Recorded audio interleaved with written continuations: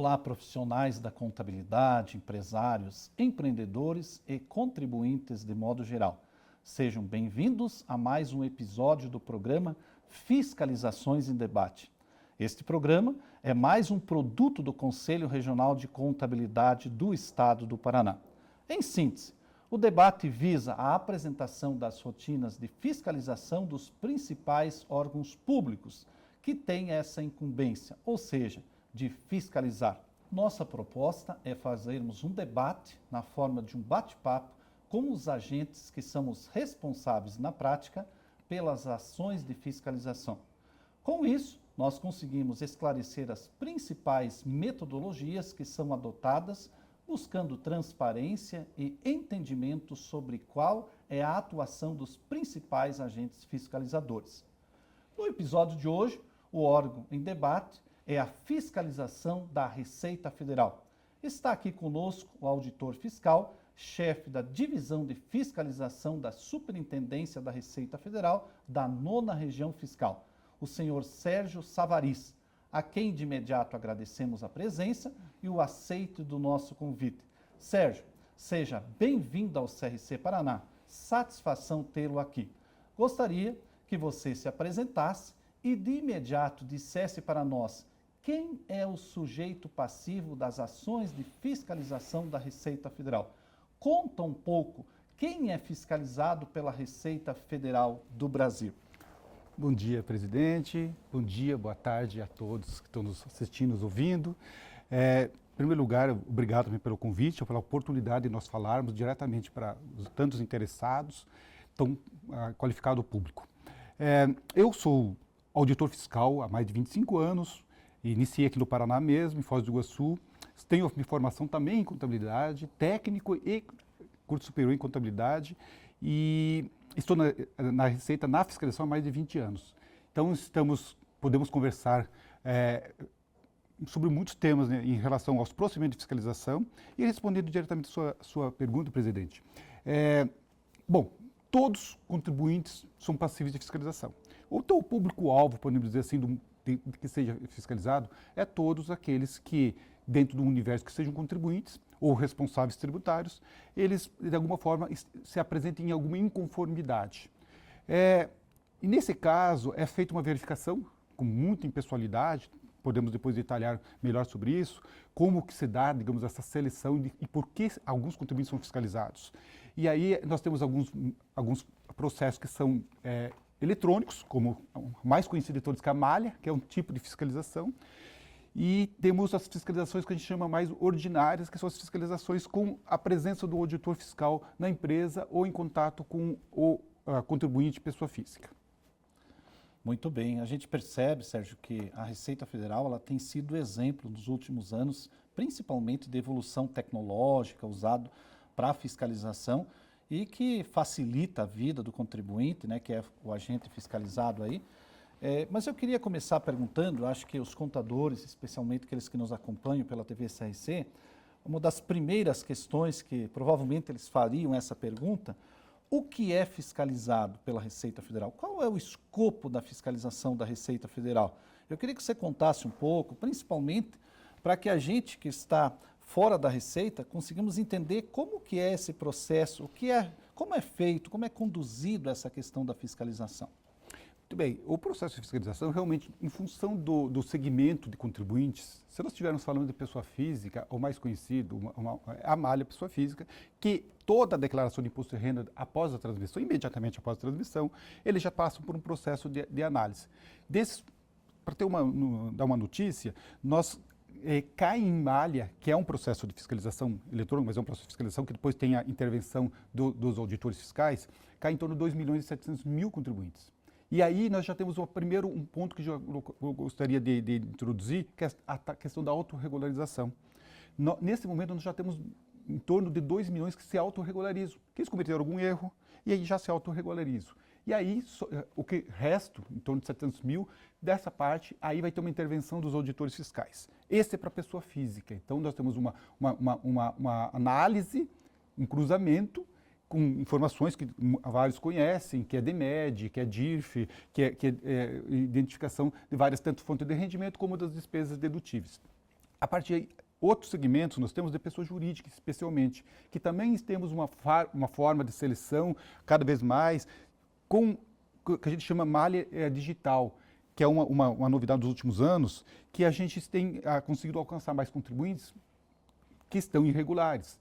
E aí eu vejo que nós estamos no mesmo lado com os contadores, porque quanto mais a gente atingir os contribuintes que estão irregulares, que essa pessoa fez com a pessoa jurídica, a concorrência fica menos desleal. Então, nós temos esse papel de, digamos assim, além de arrecadatório, temos um papel também de que participamos do que o sistema seja mais justo, o sistema tributário e influenciando o sistema econômico, porque nós sabemos muitas vezes que o tributo pode ser um diferencial para um grupo de contribuintes pagar ou não pagar esses tributos. Então, aí nós temos um processo de seleção. E como será essa seleção? É um outro setor.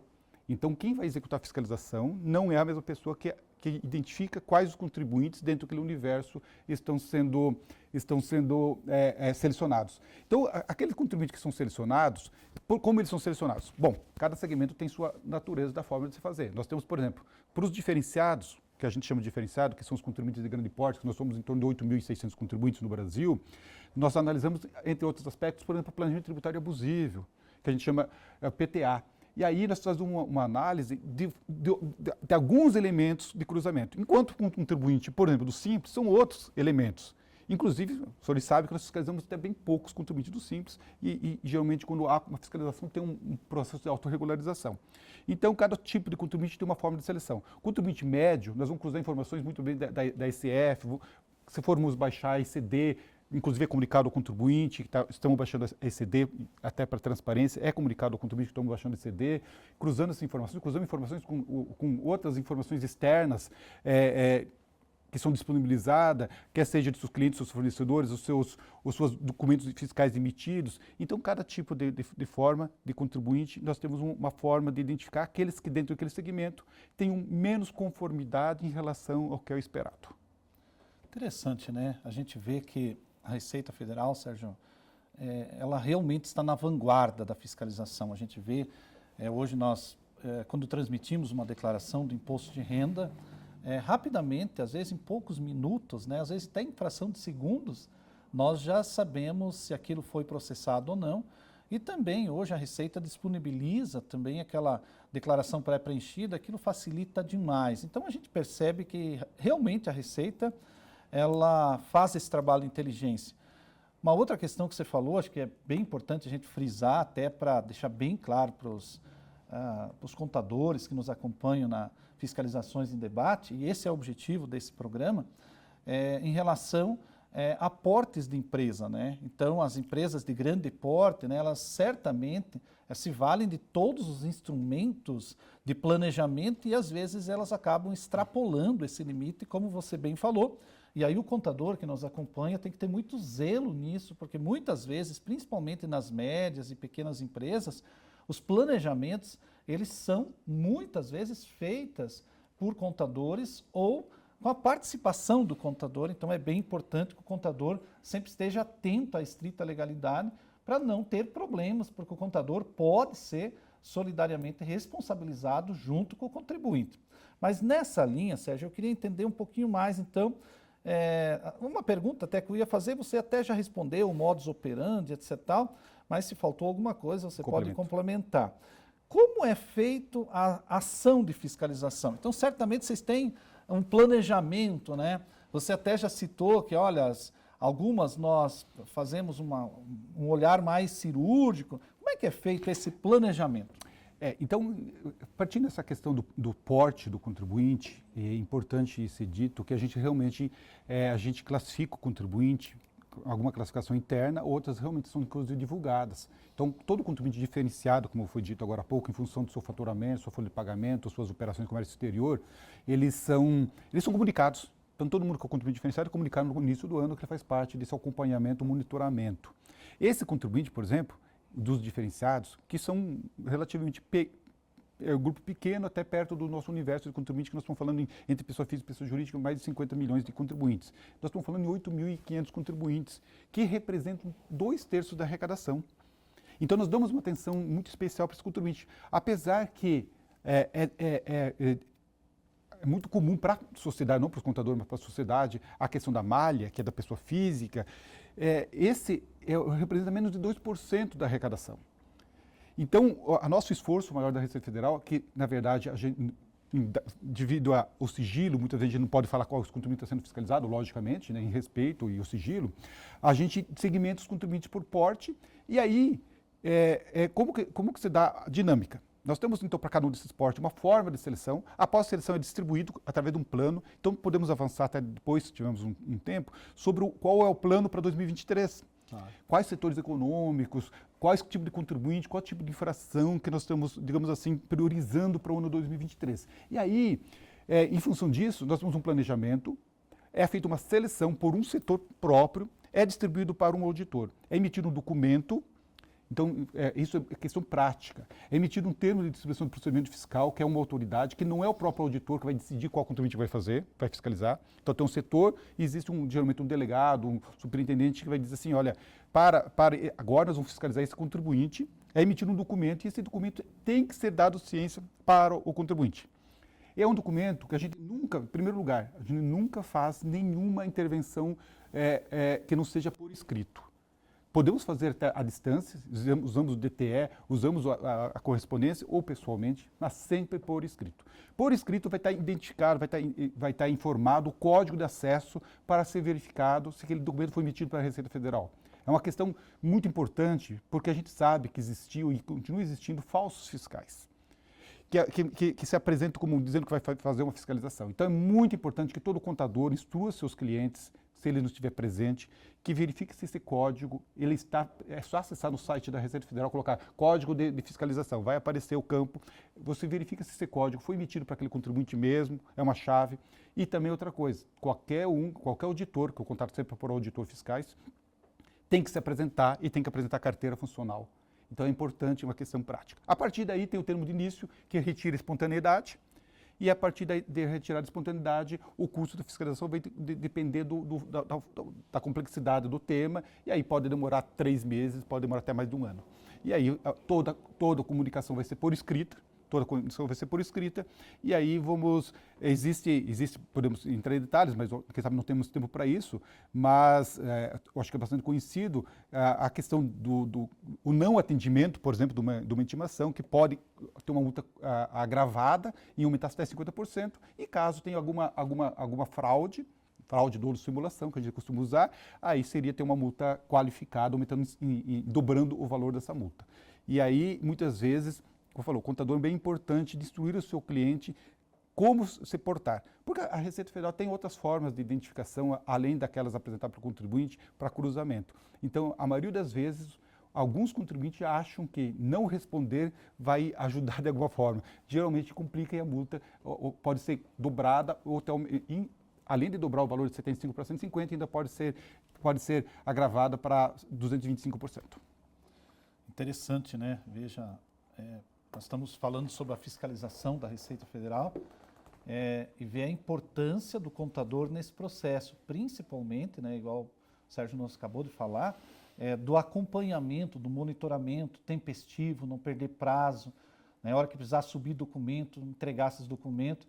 Mas uma coisa que me chamou a atenção, Sérgio, é você dizer que, inclusive, tem falsos fiscais, né, que o contador também precisa ficar atento. Não é qualquer pessoa que vá fazer uma ligação para um escritório de contabilidade e o contador já vai entregando documentos que pode estar no outro lado da linha um falsário. Então, sempre se certificar se realmente aquele código corresponde à fiscalização, e acho que muitos que nos acompanham deve ser novidade, porque às vezes não está no dia a dia acompanhando essas fiscalizações. Mas ainda nesse sentido, assim, eu queria saber se existe dentro da Receita, porque a gente vê a Receita muito bem organizada, né? Quando a gente acompanha um processo, seja da pessoa física ou jurídica, a gente vê que, via de regra, se segue mais ou menos um padrão, isso a gente percebe como contador, acompanhando clientes, evidentemente. Aí a pergunta existe um manual de procedimentos que parametrizam as ações ou não? Eu queria que você comentasse um pouco isso, porque a gente vê que existe uma rotina meio que padrão, né? Os auditores agem sempre da mesma maneira, você até falou, eles sempre se reportam por escrito, e eu acho que... E aí o contador, que normalmente é um agente que está do outro lado encaminhando esses esclarecimentos, é muito importante que esses esclarecimentos sejam tempestivos, precisos, e que possam contribuir para o esclarecimento. Então, eu queria saber, existe algum procedimento, um manual, alguma coisa nesse sentido? Sim, sim. Internamente está tudo manualizado. Então, além de externamente, o que a gente já tem disponível para os próprios contribuintes contadores, que é o PAF, o Decreto 70.235, o CTN, logicamente, que a gente segue, e as INs específicas. E o regulamento do imposto de renda, que abarca tudo. Lá é muito claro o que deve ser atendido, como deve ser atendido, isso direcionado para os contribuintes. O regulamento do imposto de renda que a gente se utiliza também. E internamente, sim, todo o procedimento ele está manualizado, todos os prazos, todos os modelos, está tudo manualizado. E a novidade que a Receita Federal ela quer disponibilizar é um manual para os contribuintes, para os contadores, em relação à fiscalização. Então, nós queremos caminhar para isso, nós vamos caminhar, imagino que desse ano nós vamos ter, além do pergunta e resposta, o perguntão, que eu reporto como um bom instrumento. O de pessoa física é muito bom. É muito bom o de pessoa física, de pessoa jurídica também, do imposto de renda de modo geral, mas o de pessoa física eu acho que é muito completo. Mas além disso, nós vamos elaborar um roteiro, um manual, nós não temos nome porque nós começamos a discutir isso 15 dias atrás, inclusive como notícia, tivemos um seminário nacional da fiscalização que foi aqui em Curitiba, agora 15 dias atrás. Então, a Curitiba recebeu esse encontro nacional com os responsáveis pela fiscalização de Brasília e de todas as regiões fiscais. Inclusive, falando em regiões fiscais, quando a gente fala na região fiscal, logicamente estamos falando de Paraná e Santa Catarina, para quem não é familiarizado, mas estamos falando com os contadores aqui do Paraná, né?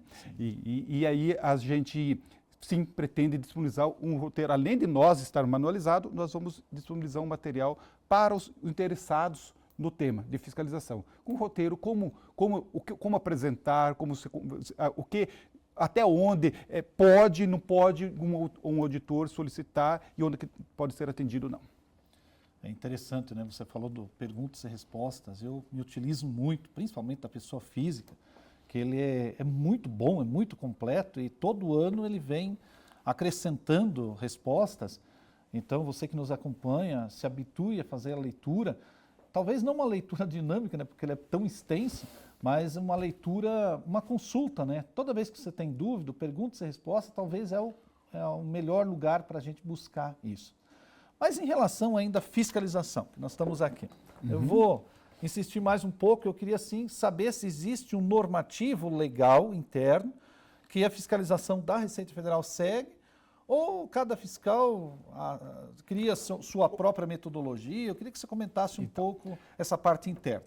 Cada fiscalização é uma fiscalização. Então, não podemos dizer que a forma de identificação das infrações tem um método único, porque a gente utiliza todos os métodos de auditoria que são disponíveis. Então, o método de auditoria, eles vão ser, desde alguns casos, uma diligência in loco, uma circularização em relação aos seus clientes e seus fornecedores, que é um método, ele é um método de auditoria e a gente faz circularização entre os clientes e fornecedores. Outro método é cruzar informações com outros órgãos que estão disponíveis, abertas, informações abertas e demais informações que estão disponíveis apenas com sigilo fiscal. Utilizamos, é sabido por todos, a movimentação financeira.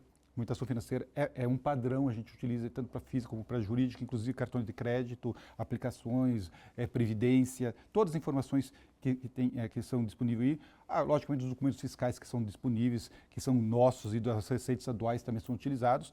E aí, em relação ao método de auditoria, ele não é tão engessado porque todo o que é legal, o que seja legal dentro para a busca de provas, porque o trabalho basicamente nosso é, dado indícios de infração, a gente buscar as provas, logicamente, e como o contribuinte é obrigado a apresentar essas provas, por lei, ele é obrigado a apresentar as provas de todos os documentos que ele fez uso na sua contabilidade ou teve comercial, ou negociações comerciais. Mas, a pergunta exata, em relação ao manual, sim, como fazer, o que pode ser intimado. Por exemplo, a gente não pode ter acesso à movimentação financeira de forma indiscriminada. Então, acesso à movimentação financeira, ele tem um requisito, está em lei, como a gente consegue acesso às informações detalhadas. As informações sobre o total da movimentação financeira nós temos, mas o detalhamento é muito regrado isso. Então a gente tem muito cuidado com essa questão e ela tem que ser aprovada, inclusive, por um superior para que a gente tenha acesso detalhado à movimentação financeira. Aquela movimentação financeira lá, cheques, entrada, saída, origem e destino de recursos que a gente, para ter acesso a isso aí. Só um exemplo. Então nós somos um órgão burocrático, para o bem e para o mal. Então, ele depende, sim, de normativos. Temos normativos internos, temos normas de execução e temos os próprios, como já dito agora há pouco, os manuais. Os manuais são aprovados por portaria. Então, não são manuais, simplesmente, eles são segue ou não segue. São os manuais que, para cada tema desses, como fazer coleta de informações, como tomar a termo, quais informações que podem ser buscadas, isso está tudo normatizado. O método de auditoria, ele utiliza todas as formas de auditoria, que inclusive das auditorias independentes se utilizam. Muito bem, então a gente já percebe aqui a importância de uma contabilidade bem feita, né?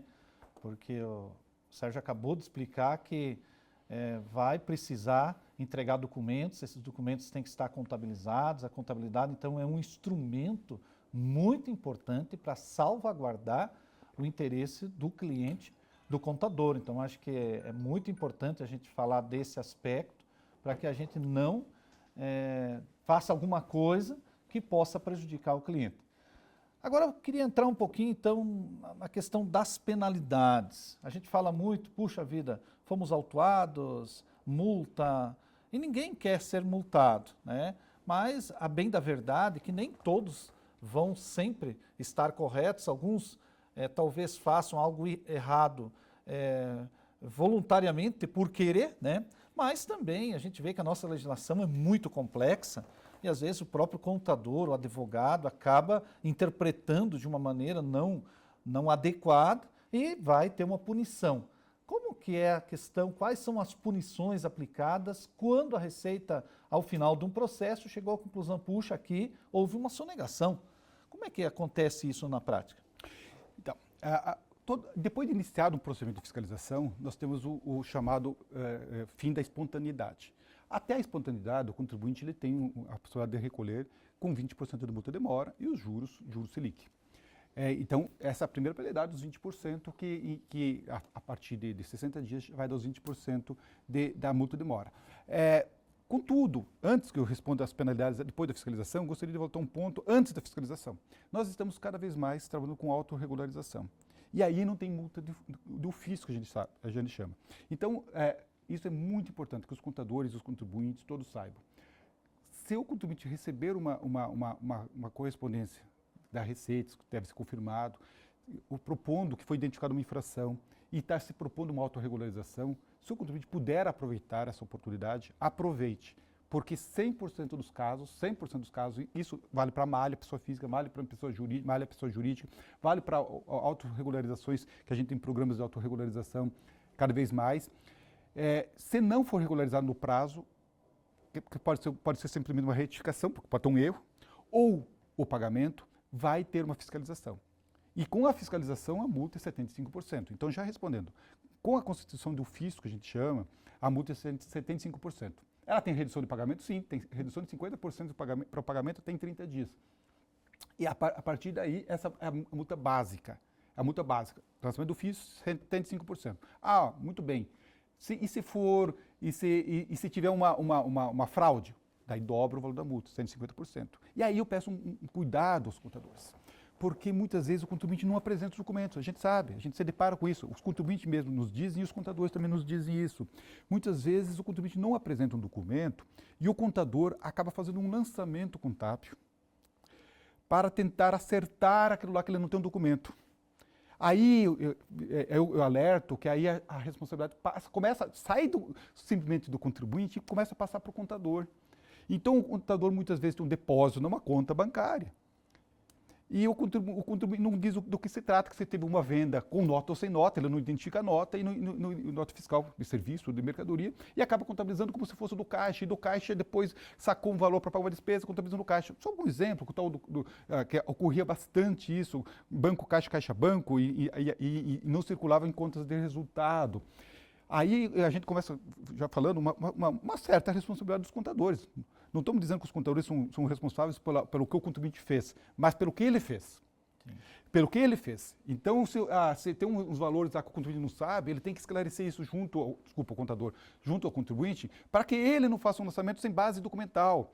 Então, alertando, como eu falei agora há pouco, a base documental é responsabilidade, a contabilização e a base documental é responsabilidade do contador.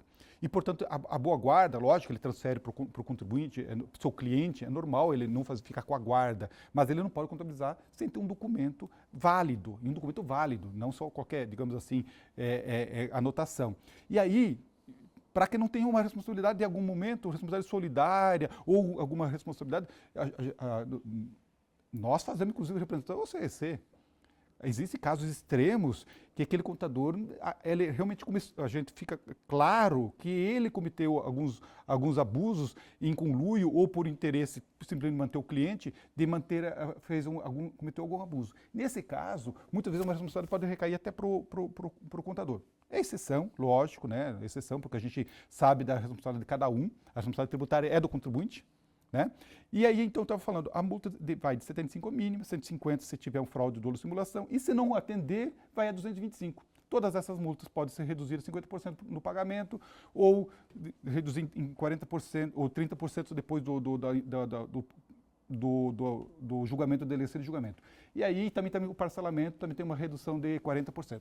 Então, a multa são básica, essa com exceção da multa de 50%, no caso do presumido, da estimativa e do livro caixa. Esse do livro caixa, eu alerto que está acontecendo muito disso. Os contribuintes que deveriam fazer carnê-leão, livro caixa carnê-leão, o pagamento no carnê-leão para não ter essa multa de 50%. É importante recuperar um pouco a fala do nosso entrevistado, Sérgio, da Receita Federal, sobre a responsabilidade do contador. Nós recebemos aqui no Conselho de Contabilidade muitas denúncias que são feitas pelos órgãos de fiscalização, que é o caso da Receita Federal, Receita Estadual, prefeituras, INSS, etc. E o contador tem que ter a consciência de que o trabalho do contador tem que ser feito amparado em documentos legais hábeis, aceitos pelos órgãos de fiscalização. E quando isso não acontece, a Receita Federal vai identificar, vai notificar o Conselho vai abrir um processo contra esse contador e o contador pode ser punido, inclusive pode ter consequências graves, como suspensão, até a cassação do registro profissional e que ele vai ter que deixar de trabalhar no segmento. Então é muito importante, sem, Sérgio, claro, falar ainda da responsabilidade criminal, né? Porque o contador, a Receita Federal vendo que houve fraude, ela vai encaminhar para o Ministério Público vai abrir processo, o Conselho vai punir. Então é muito importante deixar isso bem claro. O contador, ele tem autonomia profissional. Então, mesmo que um empresário, de certa forma, diz, não, faça qualquer coisa, lance qualquer coisa, não é assim. Então, a responsabilidade profissional é nossa, é do contador. E nós que colocamos o nosso CRC, o nosso CPF, junto à Receita Federal, Estadual e Municipal, e nós somos, sim, responsáveis por aquela escrita fiscal ali e que ela reflete a realidade. Então, é bem importante que nós tenhamos essa consciência. A gente sabe disso aqui, Sérgio, no Paraná, anualmente, muitos profissionais da contabilidade são punidos, advindos de trabalho da Receita Federal, que é o caso de vocês, e que o Conselho vai, sim, levar muito a sério. Claro que o contador tem o direito ao contraditório, ampla defesa, mas se tiver provas ali da ação irregular do contador, ele responde sim. Eu queria avançar um pouco em relação à defesa. Como é que funciona? Você já falou um pouco de defesa prévia, regularização prévia, mas não aconteceu a regularização. E o auto de infração foi lavrado, foi lançado. Eu queria saber como que funciona a defesa, como é que ele pode fazer essa defesa. Então, começando ali desde a autorregularização, mas depois ele já recebeu a notificação, o auto de infração, como é que funciona essa defesa? Quem pode fazer essa defesa administrativa? Ela pode ser feita no nome do próprio contribuinte. Claro que a gente sempre recomenda o auxílio de um advogado, aí já é um trabalho dos nossos colegas advogados e que fazem um belo trabalho, mas eu queria que você desse alguns detalhes sobre essa questão da defesa. Perfeitamente. Então, geralmente na fase apesar da fase de fiscalização, que muitas vezes há uma dúvida em relação se existe contraditório na fase de fiscalização. Logicamente não existe, porque o contraditório se dá após a constituição do crédito tributário. Então, nessa fase, a gente não trabalha com contraditório, mas a gente trabalha com esclarecimentos. Então, nessa fase anterior, digamos, ao auto de infração, a gente trabalha com a possibilidade, sim, de que para que não chegue o auto de infração. Claro. Para que não chegue o auto de infração. É o interesse nosso também. A Receita Federal não tem interesse em constituir crédito tributário que depois lá na frente tem uma impugnação e vai cair, como comumente a gente fala, e porque isso tem um custo. Tem um custo para o empresário, tem um custo para o contador, tem um custo para a sociedade, tem um custo para a Receita Federal. Então a gente apela e que a gente receba os documentos. Tem os documentos, que seja instruído os seus clientes, que são os contribuintes, durante uma fiscalização, para que eles apresentem o máximo possível dos elementos que eles tenham para esclarecer os fatos. Isso todo mundo ganha, porque em algum momento isso pode ser buscado de outra forma e tem custos para toda a sociedade. Após isso, então depois da constituição do crédito tributário, o contribuinte, a data da ciência é muito importante, porque existe casos de perder o prazo, ele tem 30 dias para se manifestar, que é a impugnação. A impugnação, que é para a primeira instância, que é a instância administrativa, a delegacia de julgamento, que nós temos delegacia de julgamento, essas são dentro da Receita Federal. Essas delegacias de julgamento, elas são também por temas, né? Elas são distribuídas por temas, e aí essa impugnação, ela não necessariamente precisa ser feita por advogado. O advogado ele tem sua responsabilidade e pode realmente, dada a complexidade e a interpretação das normas, pode auxiliar, mas não necessariamente. O contribuinte mesmo pode fazer sua impugnação? Claro, pode. Nesse caso, o contador, muitas vezes, é o mais adequado. Muitas vezes às vezes a gente vê, é comum a gente ver o contador fazer uma boa defesa, porque ele vai realmente no que interessa. Ele vai demonstrar contabilmente que nós podemos estar errados, ou o auditor pode estar errado, ou não teve acesso ao documento, ou está errado mesmo. Isso é para isso que existe o contencioso. Se a gente estivesse sempre certo, a gente não precisaria ter, nós temos na prática 3 instâncias. Então, a primeira instância é a delegacia de julgamento. 30 dias para fazer a impugnação no momento da ciência. Conta no dia seguinte, então se for uma sexta-feira, começa a contar na segunda-feira, mas ele é impreterível e pode perder. Logicamente que ainda podemos fazer uma revisão do ofício, mas é exceção. Então o prazo é 30 dias da ciência da auto-infração. A partir daí, depois do julgamento, é passível ainda, se for mantido o lançamento, o recurso ao CARF, ao Conselho Administrativo de Recursos Fiscais, que é composto por representantes dos contribuintes e por representantes da Fazenda, que fica dentro do Ministério da Fazenda. Então é um recurso voluntário por parte do contribuinte. E, por fim, ainda tem recurso especial à Câmara Superior. São só na esfera administrativa, nós temos 3 instâncias. A primeira, e todas elas com prazo de 30 dias para se manifestar após a ciência ou do auto de infração ou do resultado do julgamento. A partir desse prazo, perdendo esse prazo, vai ser inscrito em dívida ativa, ou claro que pode ser parcelado, porque nós vamos mandar um aviso de cobrança, dando 30 dias. Não ocorrendo pagamento ou parcelamento, é inscrito em dívida ativa e daí é todo um trâmite lá na... Claro que após isso ainda, quer ter passado a esfera administrativa, todas essas 3 etapas da esfera administrativa, e mesmo depois de inscrito em dívida ativa, existe a esfera judicial que é aberta sempre aos contribuintes. Acho que nessa linha, algumas questões são bem importantes, que ficaram bem claras aqui. Cuidado com os prazos. E eu vejo que às vezes o contador, ele acaba tomando ciência de notificação, etc., tal, da Receita Federal, e acaba, às vezes, não dando devido importância a isso. Às vezes, um próprio funcionário que acessa ali acaba sendo notificado. Então, é bem importante, dentro do escritório, você ter todo zelo, todo cuidado, principalmente quando está na mão do contador essa questão de prazo. Ele falou ali da defesa. O contador deve sempre auxiliar nessa defesa, sempre contribuir, porque o contador está envolvido dentro dessa contabilidade no dia a dia, então fica bem mais fácil para ajudar no esclarecimento. E pode ser que a Receita esteja errado, e aí vai se esclarecer, e a Receita automaticamente vai aceitar que ela cometeu esse erro. E isso pode acontecer porque são feitos por seres humanos, por pessoas, né? E então é importante esse contraditório, essa ampla defesa e o contador contribuir com isso, mesmo quando ela é feita por advogados, né? E o advogado precisa trabalhar ali junto com o contador. Eu queria que você nos trouxesse algumas particularidades da fiscalização. Eu sei que teriam perguntas aqui múltiplas para fazer, mas aquilo que te chama a atenção e que está ligado ao contador, o trabalho do contador no processo, na relação com a Receita, quais são algumas particularidades assim que possam contribuir para o contador ficar mais atento, ficar mais de olho, vamos dizer assim? Como já dito, muito importante essa questão da base em documentos hábeis idôneos que devem ser apresentados, né? Isso é muito importante. Muito importante também a questão da forma do atendimento, do curso de uma fiscalização faz muita diferença. Faz muita diferença. Nós, infelizmente, nós não podemos intimar diretamente os contadores, nós intimamos o contribuinte, então é muito importante que sejam instruídos os contribuintes para que o contribuinte apresente imediatamente essas intimações, essa questão para não perder prazo ao contador, deve ser instruído. O que nós vemos muitas vezes que o contribuinte acaba passando diretamente para o advogado e muitas vezes a estratégia é diferente. A gente é normal, cada um trabalha com os seus materiais, com sua base de formação e com o que tem.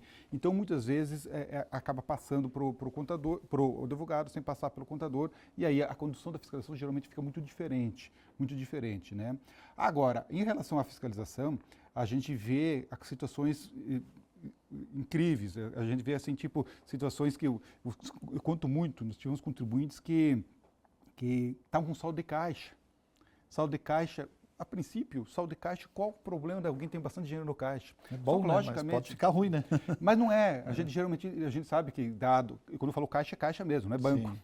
Então, é um exemplo que o contador muitas vezes tem um papel bem importante nisso. O contribuinte mantém um saldo de caixa elevado. Lógico, a gente identifica por quê, a gente sabe por quê. Porque algumas despesas não foram contabilizadas. E por que não foram contabilizadas? Eu já tivemos casos de um grupo de empresas do mesmo grupo econômico, o cara tem mais de 50 milhões em dinheiro no caixa contábil. Aí você me diz assim, mas o contador tem responsabilidade. Olha, ele não tem uma responsabilidade tão direta, mas ele tem uma responsabilidade de alertar os seus clientes que isso não tem sustentação. Por quê? É fácil. Não identificando esse dinheiro, alguma coisa aconteceu com esse dinheiro. Sim. E aí, só para entrando já um pouco de legislação, aí, isso caracteriza o pagamento do beneficiário não identificado. Que aí, nós temos, além do imposto de 35%, com cálculo por ano que dá 52%, uma multa de 150%. Então, o valor que foi pago, logicamente, são despesas pagas sem recibo, sem documento, que muitas vezes está pagando até salários de empregado. Você está economizando, nesse momento, o contribuinte está economizando, o cliente do contador está economizando um pouco de contribuição previdenciária, só que ele está cometendo uma fraude. Por quê? Identificado isso, além de ter um imposto maior que a própria contribuição previdenciária, vai ter uma multa de 150% e vai ter uma representação fiscal para fins penais. E essa representação fiscal para fins penais é muito grave. E isso tem andado, em algumas situações tem andado, tem casos de sendo condenado. Então, para citar exemplos, é aquele negócio que a gente chega lá, cadê o caixa está dizendo que tem esse dinheiro, cadê o dinheiro? Geralmente não tem, é normal, ainda mais, não estou dizendo que no banco, no caixa, ocorre algumas situações assim. Então, essa questão de contabilizar e leva a uma situação esdrúxula. Outra coisa muito importante, que tem muito cuidado, é o tal dos mútuos. A gente encontra muito mútuo, que na prática não é mútuo. Muitas vezes distribuição disfarçada de lucro, muitas vezes é suprimento de caixa com dinheiro de venda sem nota fiscal. Então pode estar entrando dinheiro que é da própria empresa em forma de mútuo. Então, mútuo e distribuição de lucros ou aumento de capital. Não pode ser pelo caixa. Não pode ser pelo caixa. Nós não aceitamos e temos jurisprudência. Não pode ser pelo caixa. Então, alertando situações, quando a gente movimenta dinheiro em espécie, muito cuidado. Hoje, o contador é responsável, identificando uma operação acima de R$100 mil, ele é responsável, porque senão ele faz parte dentro da lei de lavagem de dinheiro, e de comunicar ao COAF. Então, o contador, ele aumenta a sua importância, ele aumenta sua importância técnica e também como conselheiro, porque ele realmente é muitas vezes a pessoa que é mais próximo ao contribuinte, ao seu cliente, que entende das normas. Geralmente é ele, geralmente de poucos contribuintes, poucos clientes, tem um advogado de plantão lá. E aí é o contador que tem que fazer papel. Então, mútuos, operações com sócios ou com pessoas coligadas de alguma forma, quer seja jurídico-física, muito cuidado com a movimentação em dinheiro em espécie. Não é aceito. Não é aceito na pessoa física o cara manter dinheiro em espécie de um ano para o outro.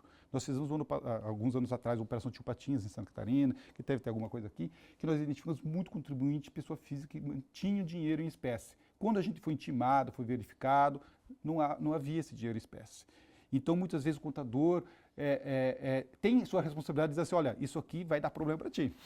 Alertar pelo menos que vai dar problema, alertar de preferência, alertar por escrito. Fazer essa questão da documentação, falta de documentação para embasar operações, registrar. Eu sei que a maioria dos contadores tem essa prática de registrar essas situações. Você não mandou os extratos, ou tem um lançamento aqui no extrato que não tem documento, não tem o documento acompanhando.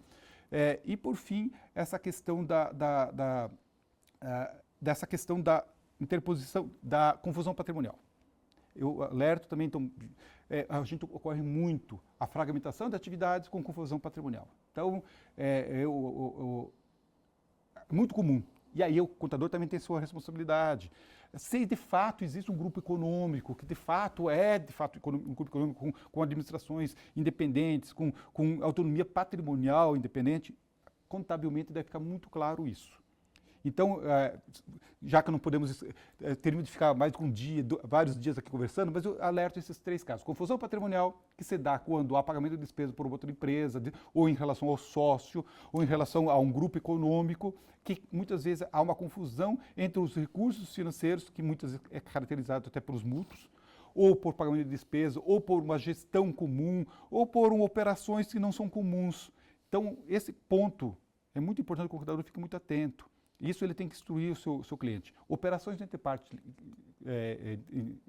interligadas, quer sejam jurídico-física, tem que ser por valor de mercado. Eles não tem livre estipulação de valor. Não pode estipular o valor que quiser numa operação. Quer seja até de compra de um carro. A empresa não pode vender um carro mais barato para o seu sócio. Não pode. Tem que ser valor de mercado. Só para citar um exemplo muito simples. E isso se dá em todas as operações. Então, dinheiro em espécie, confusão patrimonial e a questão dos registros sem base legal. Então, eu alerto para esses 3 pontos que a gente se depara muito.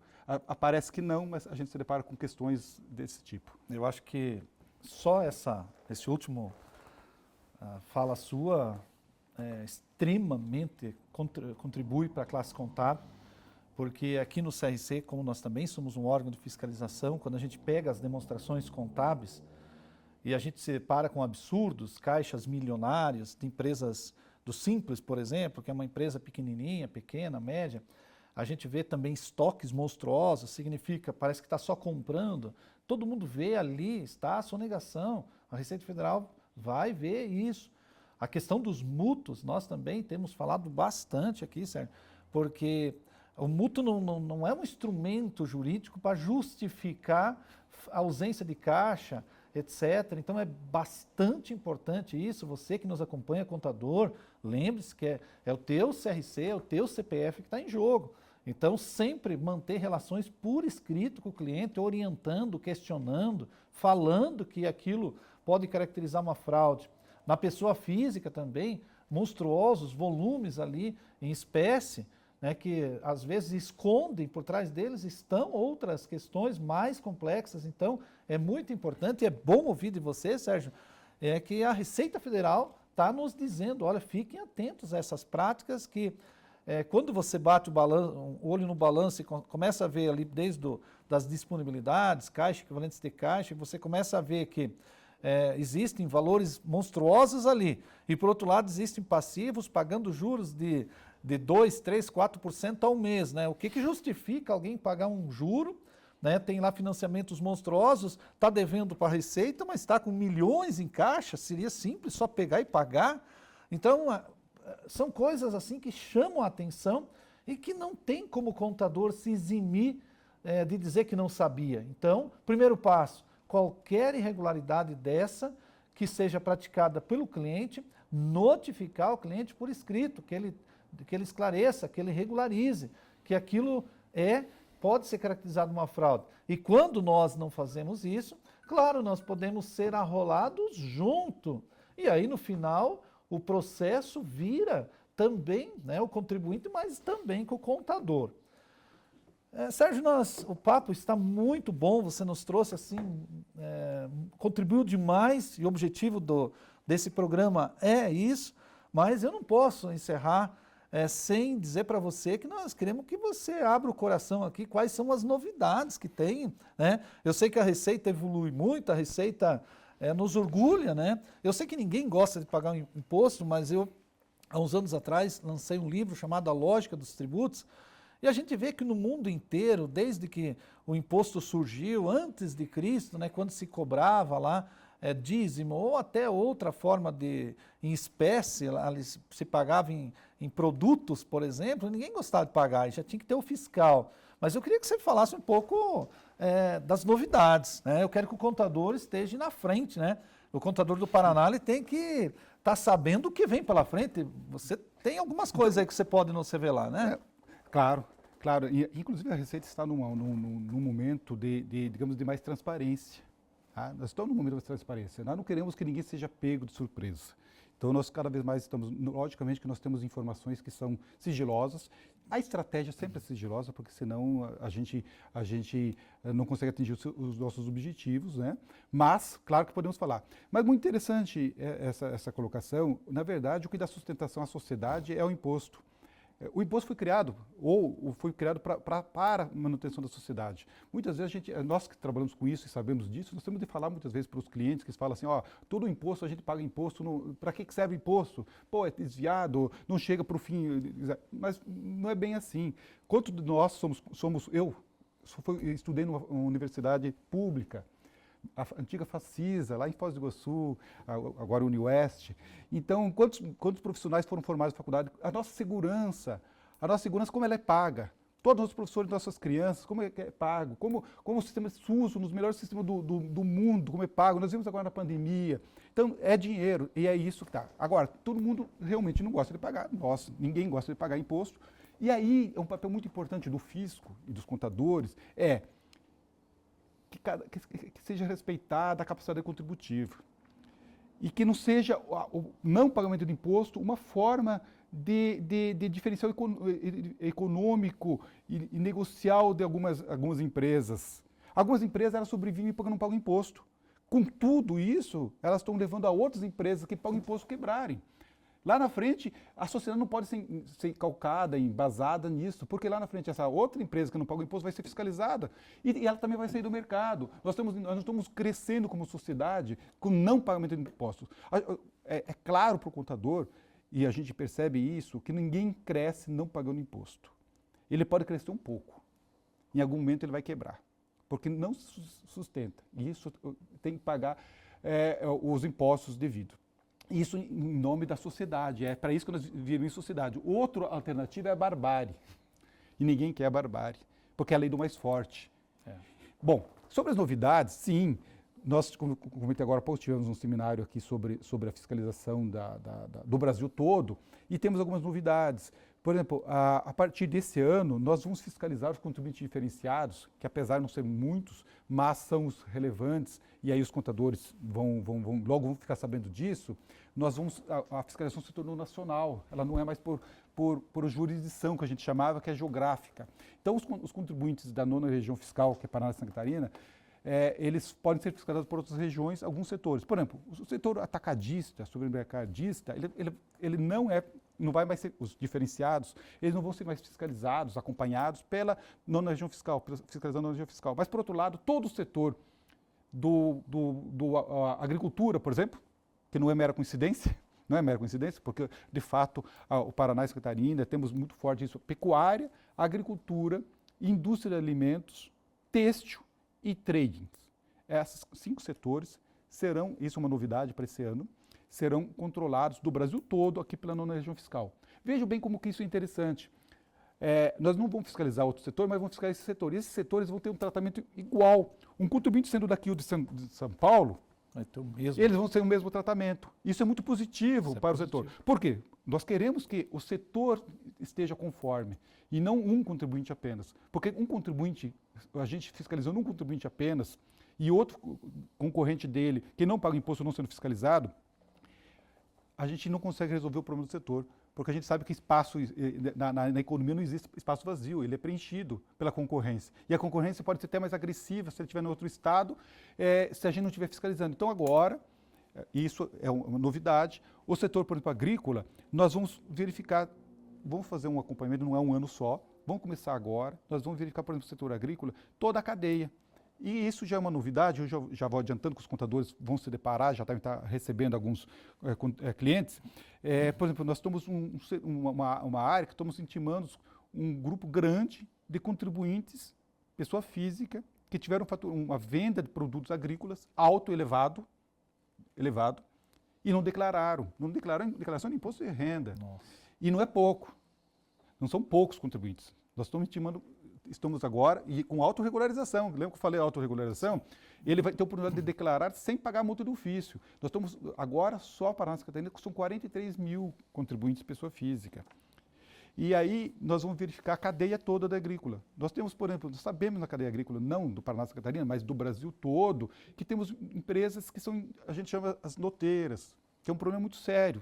Com certeza, a maioria não tem nem contador, porque ela só emite documento fiscal, não faz contabilidade. Então, eu posso falar tranquilamente que não é a responsabilidade dos contadores isso. Isso é uma organização criminosa, e nós tratamos essa organização de noteiros como organização criminosa, e ele não é contribuinte. Isso é tratado penalmente.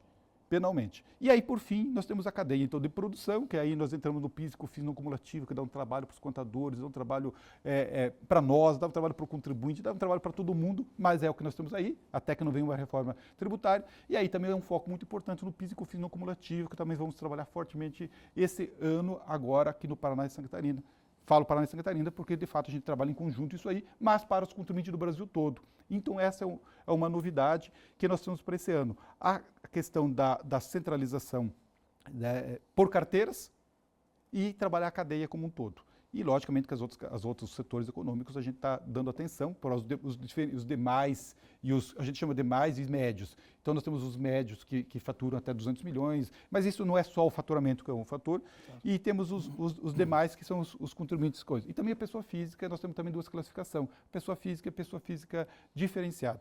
E aí nós temos a forma de trabalhar com dentro do possível, autorregularização. Então, fique atento para aproveitar essa oportunidade. Se tiver erro, logicamente vai ter que ser informado. Se não tiver erro, faz a declaração, auxiliem para que todo mundo pague um pouco de imposto e aí a gente tem esperança que um dia todo mundo pague menos. Que bom, eu acho que está sendo muito produtiva, mas estamos chegando ao final deste programa, do episódio de hoje, onde nós estávamos aqui conversando com o chefe da fiscalização, da divisão de fiscalização da 9ª região, o Sérgio Savarys. Claro que nós teríamos ainda muitas perguntas, mas eu quero, Sérgio, primeiro agradecer a tua participação aqui conosco, com o Conselho. Aliás, nós temos uma proximidade muito grande com a Receita Federal, temos feito diversos eventos. Eu quero também registrar o nosso agradecimento e quero que você leve um abraço do Conselho Regional de Contabilidade para o nosso delegado da Receita Federal do Brasil em Curitiba, o Marcos Vinícius Rinaldi, que sempre está prontamente nos atendendo e hoje disponibilizou que você pudesse estar conosco. E pode ter certeza, Sérgio, que a tua contribuição com os contadores foi muito importante. Então, o nosso tempo, infelizmente, se esgotou. De repente, nós podemos marcar um outro dia para avançar ainda mais. Eu quero passar a palavra para você fazer tuas considerações finais e dizer a você também da gratidão de estarmos podendo recebê-lo aqui, nos estúdios do CRC, da TV CRC Paraná, e levar uma contribuição tão importante. Então, as suas considerações finais para nós caminharmos para o encerramento desse programa. Presidente, muito obrigado por essa oportunidade de nós estarmos aqui falando diretamente com quem vai estar nos representando também junto aos contribuintes. que é uma oportunidade muito importante. Nós estamos sempre à disposição, nos chame sim, nos chame, e a gente vai estar aqui. Tem umas questões pontuais, alguma coisa que está acontecendo, nos chame que a gente vai na medida possível, nós vamos estar, mas é uma forma transparente. E a mesma coisa eu falo para os contadores, que os contadores, eles busquem esclarecimento. A gente vê que há muitas vezes uma resistência de buscar um esclarecimento por vários motivos, mas se qualquer contador procurar ao colega da Receita Federal durante uma fiscalização, pedir esclarecimento, como devo proceder em relação a isso, nós vamos ter o maior prazer, nos interessa muito falar, pelo menos o que a gente pensa, o que é a interpretação da Receita Federal, como que aquele fato jurídico pode ser contabilizado ou tributado. Isso nós estamos sempre para esclarecer isso, não há nenhum impedimento, não precisamos identificar qual que é o cliente, qual que é a operação, porque a gente respeita muito isso, essa questão de sigilo profissional, e como a gente também temos o nosso sigilo que a gente tem que respeitar muito. Então, nós estamos à disposição e agradecemos essa oportunidade de estar aqui falando com tantas pessoas, tão qualificadas, contadoras, contadores e empreendedores, contribuintes. Quem tiver interesse nos procurar também, estamos todos à disposição. Muito obrigado, presidente. Assim chegamos ao final, então, deste episódio de hoje, onde nós tivemos a oportunidade de conversar com o chefe da Divisão de Fiscalização da 9ª Região, Sérgio Savarys. E, claro, foi muito esclarecedor, mas você que nos acompanha, se você tiver uma sugestão de entrevista que a gente possa fazer, sempre é bem-vinda. E para finalizar, mais uma vez agradecer a você que nos acompanha, leve isso para o seu dia a dia, vai fazer a diferença com certeza. Então, em nome do Conselho Regional de Contabilidade, agradecer a presença, a participação que você teve durante esse episódio. Conselho Regional de Contabilidade do Paraná. Siga este conselho.